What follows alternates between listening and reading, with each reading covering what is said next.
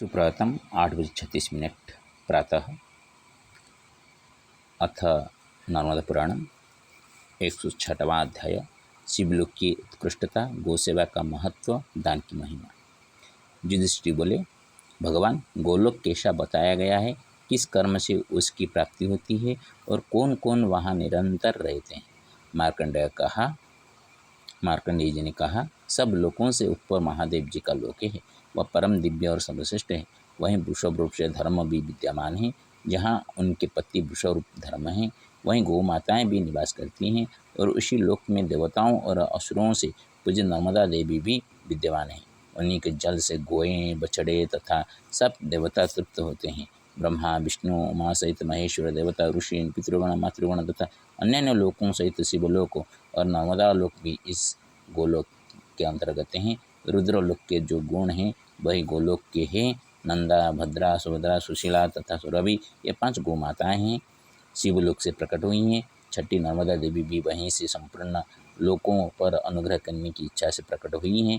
महाराज, ये सब लोक माताएँ अपने गुणों द्वारा इस संपूर्ण जगत को सदा तृप्त करती रहती हैं। शिवलोक से प्रकट हुई गौएँ यहाँ आकर घास खाती हैं, वन में चढ़ती हैं, निर्मल जल पीती है, शरीर को पवित्र करती है और मधुर दूध देती है, जिससे संपूर्ण जीव जगत जीवन धारण करता है।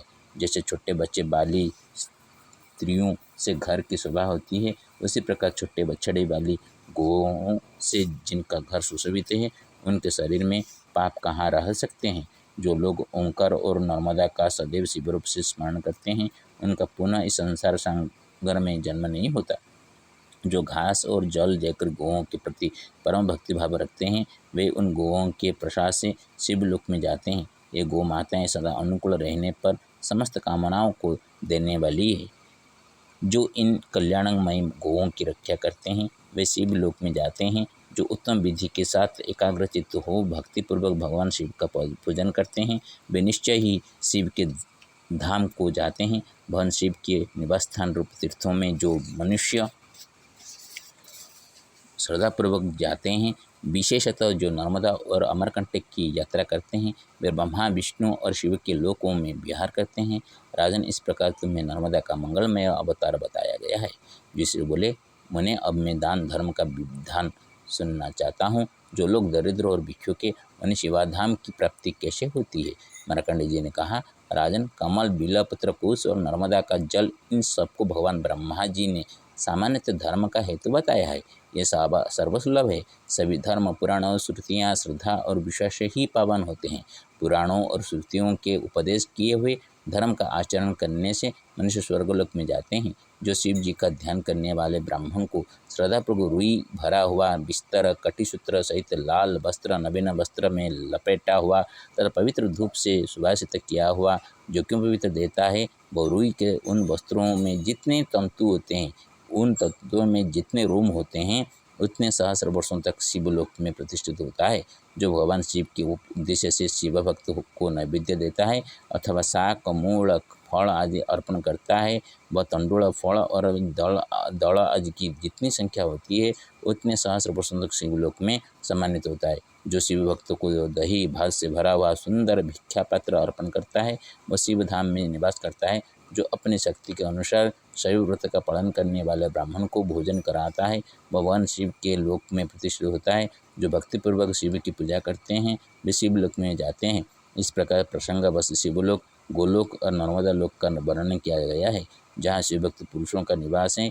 जो ज्ञान योग से शांत चित्त हो परम शिव का जप करते हैं, वे सब दुखों से मुक्त हो सदा सुखी बने रहते हैं। पृथ्वी, जल, तेज, वायु, आकाश, अहंकार, सत्वगण और प्रकृति, इन 8 आवरणों से युक्त शिवलोक है।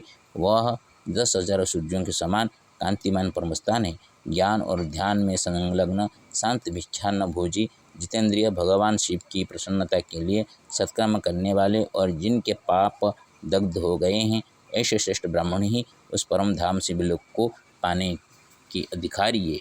जिस सत्य स्वरूप लोक में शुद्ध चित्त एवं अविद्या आदि के क्लेशों से रहित महात्मा पुरुष निवास करते हैं, उसी उत्तम पद को नर्मदा जी का सेवन करने वाले मनुष्य भी प्राप्त कर लेते हैं। जो नर्मदा के तट पर मेरे बताए अनुसार दान करते हैं, वे सब कुछ जानने वाले सर्वत्र जाने की शक्ति रखने वाले शुद्ध एवं परिपूर्ण हो जाते हैं। जो शुद्ध कर्मों में तत्पर रहते हैं वे परम ऐश्वर्य से संपन्न हो अपनी इच्छा के अनुसार साकार या निराकार रूप में स्थित होते हैं।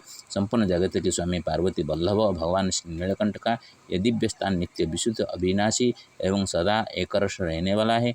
जो लोग नर्मदा के तट पर रहकर शिव जी के ज्ञान का अभ्यास करते हैं वे काम तृष्णा से मुक्त हो कर शिवलोक प्राप्त करते हैं। जो एक दिन भी शिव धर्म का पालन करते हुए भगवान शिव के ध्यान में तत्पर होते हैं उसके पुण्य का अंत नहीं है। सम्प्रति मया रचितं संस्कृतेन। अथ नर्मदापुराणं षष्ठोत्तरशतम् अध्यायः शिवलोकस्य उत्कृष्टता गोसेवा तथा दानस्य महात्म्यम्।